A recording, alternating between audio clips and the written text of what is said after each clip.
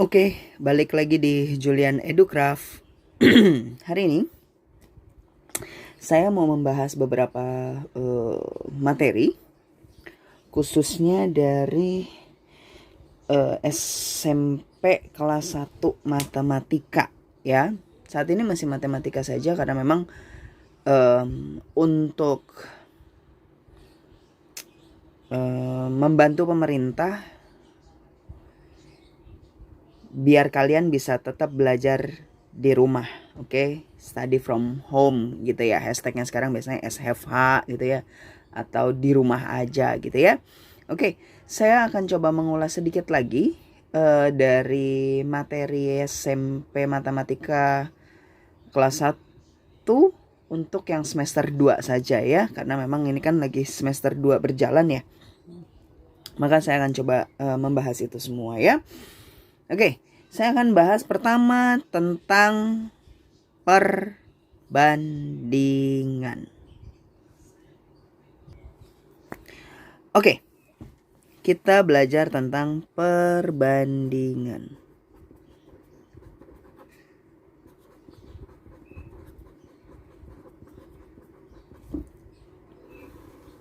Oke, perbandingan. Apa sih itu perbandingan? Perbandingan adalah salah satu cabang nggak tuh? Salah satu materi di SMP yang cukup krusial, yang cukup penting, di mana banyak sekali jenis-jenis soal dan jenis-jenis materi dalam matematika yang dasar perhitungannya bisa menggunakan perbandingan. Ya, contohnya misalnya kayak skala, tahu ya? Skala. Terus yang masuk juga dalam lingkup keilmuan perbandingan tuh kecepatan gitu ya, debit ya. Terus ada lagi misalnya statistika ya. Statistika yang ketika kita mencari itu loh, misalnya kayak pernah dong nemuin soal kayak dikasih diagram lingkaran gitu ya, ada berapa persen gitu ya, atau berapa derajat gitu ya, ditanya salah satunya ya. Nah itu bisa menggunakan perhitungan perbandingan. Nah yang uniknya lagi adalah kebetulan dari beberapa lama mengajar, akhirnya saya bukan nemuin sih ya, songong banget gitu. Sebenarnya udah ada, cuman orang nggak nyadar aja. Terus saya coba membuat rumusnya menjadi lebih simpel gitu ya. Saya punya rumusnya gini. Kalau perbandingan, saya bahas perbandingannya dulu deh ya. Perbandingan itu ada 2 jenis ya. Perbandingan ada 2 jenis. Perbandingan itu ada 2. Ada yang kita sebut dengan senilai, ada yang kita sebut dengan berbalik nilai.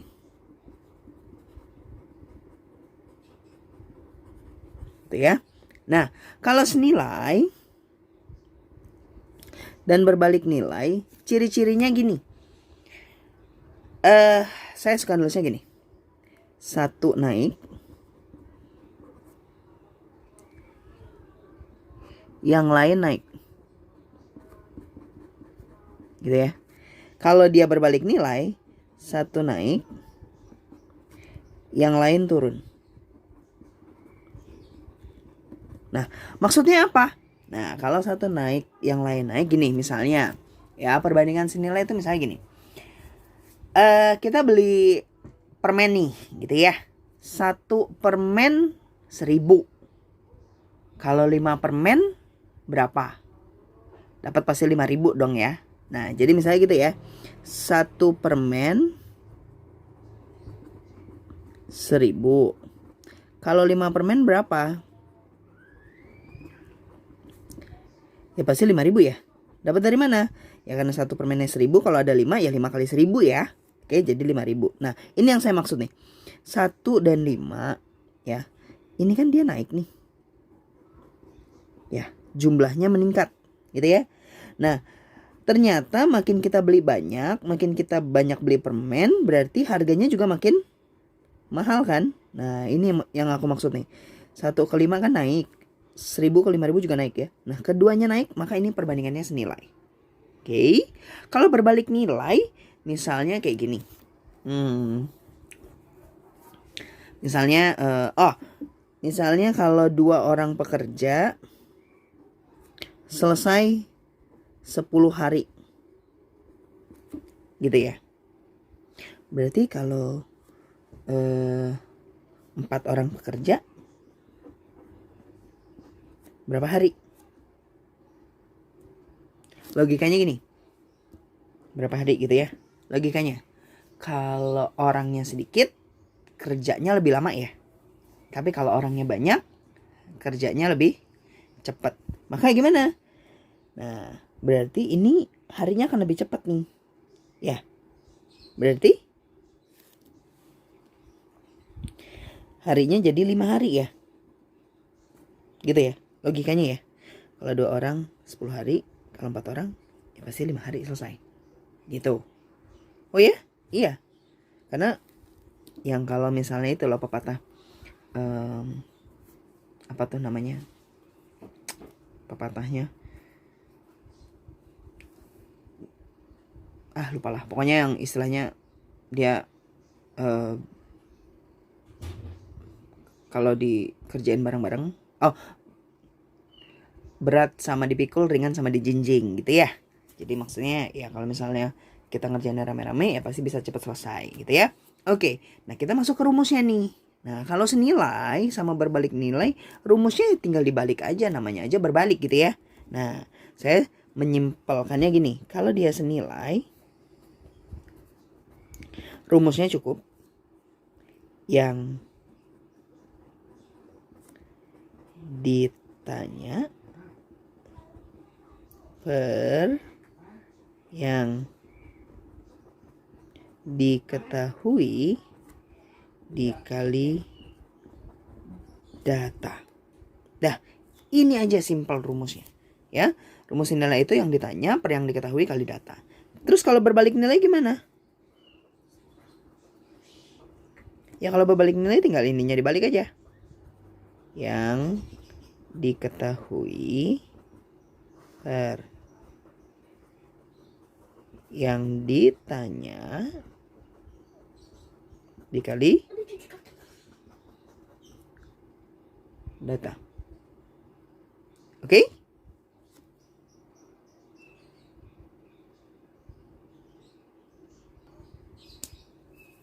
Oke, kita lanjutkan pengoperasian soalnya kayak gimana gitu ya. Nah, ini. Oke. Perbandingan senilai dari 3:8. Ada pilihannya nih. Pilihannya 18 cm berbanding 4,5 dm, 1/4 jam banding 50 menit, 3 minggu banding 49 hari, sama 7,5 kg banding 200 ons. Oke, kalau mau kita mengetahui perbandingan apakah dia senilai atau enggak, maka jangan pakai, nggak semuanya soal harus pakai rumus ya. Maka ini harus pakai logika saja gitu ya. Logikanya kayak gimana? Berarti saya agak geser ke sini. Nah, logikanya gini. Kalau lagi mengerjakan perbandingan, kita lihat ketika dua hal ini masih belum sama, maka nggak bisa dihitung. Pertama yang mesti kita lakuin adalah samakan dulu hitungannya. Oke, kalau yang contoh ya 18 cm banding 4,5 desimeter. Maka kita ubah dulu ke sama yang satuannya ya. Kalau ada koma-komaan kan ribet ya. Berarti kita ubah aja ke sentimeter. 18 cm dm ke cm. Wah, ini mesti butuh pembahasan khusus ya. Berarti kalau dm ke cm itu turun. Kalau turun itu dikali, karena turunnya 1 kali berarti kalinya 10. Berarti ini jadinya 45 cm. Disederhanain tuh 18 banding 45 sama-sama bisa dibagi berapa ya? Bagi 9 ya. Kita bagi 9, ini bagi 9 ya. Jadinya berapa? 2 banding 5. Berarti bukan 3 banding 8. Berarti ini salah gitu ya. Terus 1/4 jam banding 50 menit. Oke, lagi-lagi jam sama menit, ubah. Ya udah, ubahnya ke menit aja ya biar lebih gampang ya, karena ini angkanya jelek. 1/4 jam berapa menit? 15 menit ya. Tuh, jadi 15 menit banding 50 menit. Sama-sama bisa dibagi berapa? Bagi 5 ya. 15 bagi 5, 3 banding 10. Berarti ini salah. Terus 3 minggu banding 49 hari. Gitu ya. 3 minggu berapa hari? 21 hari ya. Banding 49 hari. Sama-sama bagi 7. Sederhanain. 3 banding 49 bagi 7. 7. Terakhir 7,5 kg banding 200 ons. Nah gitu ya. 75 berapa ons? Kilogram 75 kilogram berapa ons? Berarti kilo ons itu kan sama dengan hektogram ya. Jadi tinggal dikalikan ke bawah. 75 ons banding 200 ons. Sama-sama bagi berapa? Bagi 25 ya. Jadi 3 banding 8. Maka ini yang benar. Oke, nggak ada cara lain selain kalian menghitung satu persatu. Oke, nah soal nomor 2.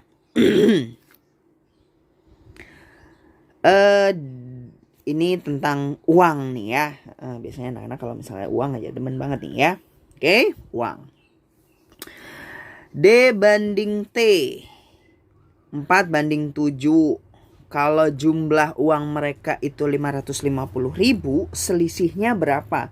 Nah, kalau ada soal seperti ini kita baru bisa menggunakan rumus perbandingan. Oke.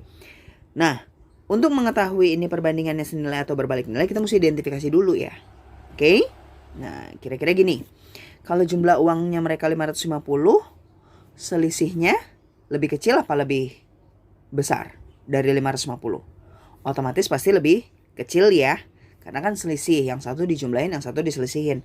Pasti yang satunya naik, yang satunya juga perubahannya sama gitu ya. Ketika perubahannya sama, berarti dia menggunakan senilai. Apa tadi rumus senilai?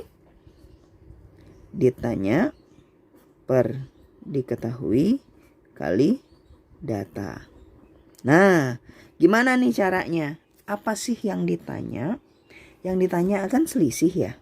Maka kalau di kurikulum biasanya kalian harus cari dulu berapa uangnya si D, berapa uangnya si T. Benar apa enggak? Betul ya. Nah, kalau kalian pakai rumus ini, kalian bisa langsung menggunakannya. Ditanya langsung selisih, ya udah cari selisihnya. Oke, nanti kita akan lakukan pembuktian. Oke. Nah, saya akan menghitung dalam 2 kemungkinan ya. Kayak kurikulum itu ditanya D-nya berapa, T-nya berapa, baru nanti dikurangin. Sama dengan menggunakan rumus langsung gitu ya. Oke, misalnya kita cari dulu ya. D dan T. 4 banding 7 jumlah uang mereka. Nah, kalau ada kata-kata jumlah, maka perbandingannya juga harus ikut dijumlah dulu ya. Artinya ini 4 ditambah 7. Sama dengan 11. Nah, terus kita cari deh si D. Oke, yang D. Kan rumusnya ditanya per diketahui kali data ya. Yang ditanya siapa? D. D berapa? 4 kan? Berarti 4. Per yang diketahui apa? Diketahuinya kan tadi jumlah uang mereka ya. Berarti berapa diketahuinya? 11. Berarti ini per 11. Dikali datanya berapa? Mana datanya? Nih. Uangnya ya yang ditanya. Gitu. Oke, coret. Ini 1, ini 5 ya. 4 kali 5 20 ya. 20 kali tambahin nolnya 4 jadi 200.000. Terus T-nya berapa? T kan 7 ya. 7 per tadi diketahuinya juga 11 dikali datanya 550. Coret-coret 1 5. 7 kali 5 350. Ketika ini dikurangin 350 kurang 200 jadinya berapa? Berarti selisihnya 150 ya. 350 kurang 200 kan? Nah, gimana caranya kalau misalnya menggunakan langsung? Katanya kakak tadi bisa ditanya langsung dapat selisihnya berapa? Ya bisa nih. Caranya gini, tetap pakai rumus ini. Tetap pakai rumus ditanya per diketahui kali data ini, ya. Ditanyanya kan selisih, ya udah selisihin aja. Selisihin apanya? Perbandingannya. 7 sama 4 diselisihin berapa? Berarti 7 kurang 4 ya. Per, diketahuinya apa? Jumlahnya kan? 11. Dikali datanya 550.000. Berarti 7 kurang 4, 3 ya. Per 11 dikali 550. Coret 1, ini 5. 3 kali 5, 150.000. Sama ya. Nah, jadi kalau saya suka ngajarinnya udah pakai efisiensinya aja ya, biar bisa lebih cepat. Maka pakai rumusnya, ditanya per diketahui kali data. Terus apa yang ditanya? Ya udah selisih, berarti selisihin aja langsung. Oke? Jadi nggak perlu kalian cari 1 per 1. Oke? Gitu ya. Nah, lanjut. Nomor 3. Pada peta jaraknya 4 cm, jarak sebenarnya 120 km. Skalanya berapa? Nah, ini pakai perbandingan juga. Tapi pakai rumus perbandingan ditanya per diketahui kali data nggak? Nggak. Karena kalau skala, saya punya rumus khususnya. Rumus khususnya apa? Oh, kayaknya udah pernah ada yang saya bahas ya. Nah, rumusnya biasanya saya pakai segitiga kayak gini nih. Ya. Atasnya A, kirinya S, kanannya P. Saya suka sebutnya rumus ASEP. Oke, A itu asli, S itu skala, P itu palsu atau peta. Ya, yang ditanyakan skala. Berarti kalau skala yang ditanya, S-nya ditutup. Sisanya apa tuh? A sama P kan? A-nya di atas, P-nya di bawah ya. Berarti rumusnya menjadi S sama dengan A per P. Nah, ini perbandingan juga kan? Makanya dia masuk ke dalam gugus perbandingan ya. A asli sebenarnya berapa? 120 km. Kan kayak anak TK banget tuh, tinggal masukin. P peta, petanya berapa? 4 cm. Nah, ingat ya tadi ya, kalau di perbandingan, kalau satuannya nggak sama, berarti nggak bisa dikerjain. Kita samain dulu ya, ke cm ya. Kenapa harus ke cm? Skala biasanya harus dalam sentimeter. Ingat tuh ya, skala dalam sentimeter. Berarti ubah nih, km ke cm. Oh, turun itu dikali, angkanya tulis dulu, terus dikali. Kali berapa? Karena dia km ke cm 5 kali turun. KM, HM, DAM, M, DM, CM. Loh, kok 6? Iya, memang jumlah tangganya 6, tapi langkah tangganya 5. Gitu ya. Oke? Berarti tambahin nolnya 5 tuh. Gitu. Per 4. Ada yang bisa dicoret nggak? Ada ya? Ini 1 sama 12-nya ya. 12 coret sama 4 jadi 3 ya. Nolnya berarti berapa tuh? 1, 2, 3, 4, 5, 6. Berarti 3 juta. Maka skalanya 1:3 juta. Gitu ya. Oke? Nah, lanjut nih. Nomor 4. Masih hal yang sama nih. Skala 1:1.500.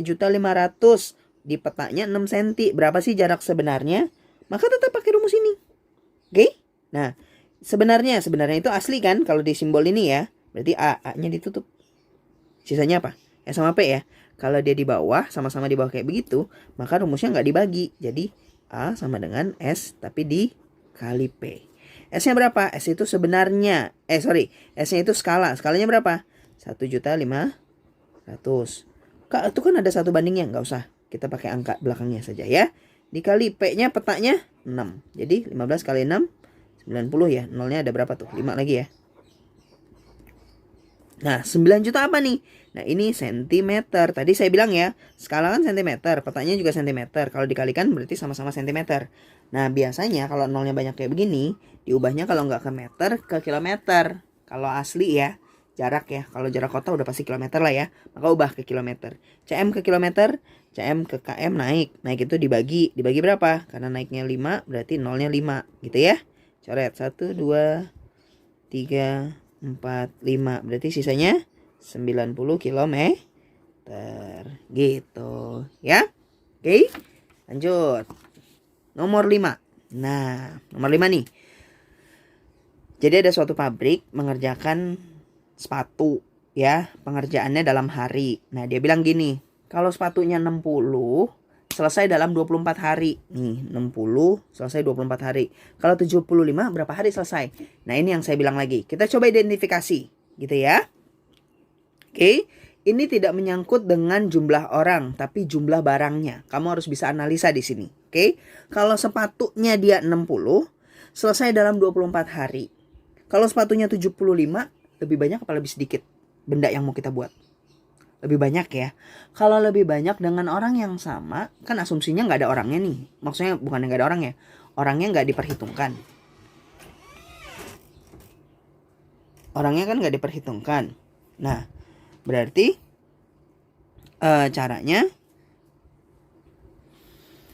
oke, orangnya nggak diperhitungkan, berarti kita dilihat jumlahnya ya. Kalau makin banyak jumlahnya berarti waktu pengerjaannya harus makin lama kan. Artinya ketika 60 dan 24, 60-nya ke 75 ini barangnya naik, maka harinya juga ikut naik. Nah, ketika keduanya sama-sama naik, berarti pakai rumusnya apa? Senilai ya. Berarti tetap ditanya per diketahui kali data. Nah, penggunaannya gimana nih? Siapa yang ditanya? Oke, yang ditanya itu kan yang 75. Gitu kan? Berapa hari? Berarti 75-nya di atas. Gitu. Per, yang diketahui siapa tadi? 60 ya. Nah, ini yang saya bilang nih. Satuannya harus sama. Kalau di sini semuanya sepatu, maka di sini sepatu. Nggak boleh di sini pengerjaan 24 ya, nggak sama nanti. Oke? Dikali datanya berapa? Karena yang ditanya tadi dalam hari, berarti datanya tuh hari. Jadi 24 hari gitu ya. Dan bisa disederhanain ya. Ini sama ini ya, sama-sama bagi 12. Ini 5, ini 2. 75 sama 5 bisa coret ya. 1 ini 15. Jadi 15 kali 2 30 hari. Benar ya? Jadi kalau makin banyak barangnya yang mau dibuat, berarti makin banyak pula hari yang dibutuhkan. Oke? Nah, 6. Ini namanya aritmatika sosial.